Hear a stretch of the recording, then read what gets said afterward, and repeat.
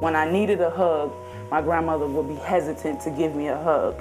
She would wash everything down with bleach and tell everybody in the family when we have gatherings, make sure they wash their cups with bleach, and told all of my cousins that I was living with, and it wasn't at my own will. So people knew that I was HIV positive and I wasn't even okay with it yet. Everybody was so terrified that, oh, Nikki has AIDS, because that's what they were labeling me as. You know, I have AIDS, I got the disease, I have the package. My brother, he really didn't understand it. He was running around town because he was so angry at the guy who did it to me. He wanted to hurt him and stuff, and he was running around town thinking he's helping me, but telling everybody, oh, that dude gave my sister this, gave her HIV, gave her AIDS and stuff. And meanwhile, he's telling the whole town where I live at. The only thing I could do to get through the day was to smoke weed and get drunk.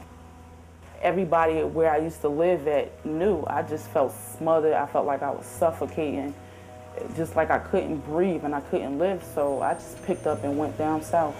It felt so good to be in a state, in a place where nobody knew nothing about me. A lot of people think AIDS have a look, but you couldn't really tell when I was, 17, when I first had it or whatever. You still can't tell now.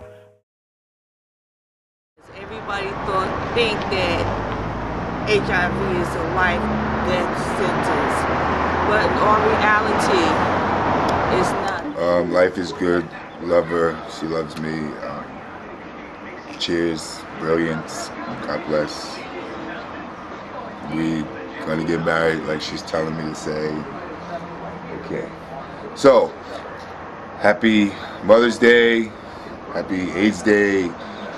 And praise the Lord. God bless. Bye. He's comical. You see why I'm happy all the time. There is life after the virus. You just gotta live life the way it is, and don't let things get the best of you. It's gonna happen to normal people. I had 4 years clean, I relapsed, and I wasn't happy about the fact that I made another bad decision by going out there and instead of using the tools that I had to let somebody know how I was feeling. I fired the gun at my head. I don't know how I missed. I don't know where the bullet went. I don't know why when they put my hands underneath the light that they didn't have, that I fired a gun on it. But this is what happened. I call it an act of God.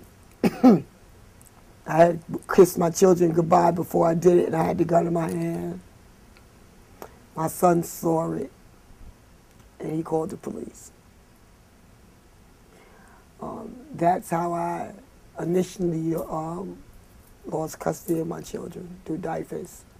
So in the interim of me trying to get the kids back, still using, mind you, I got sick.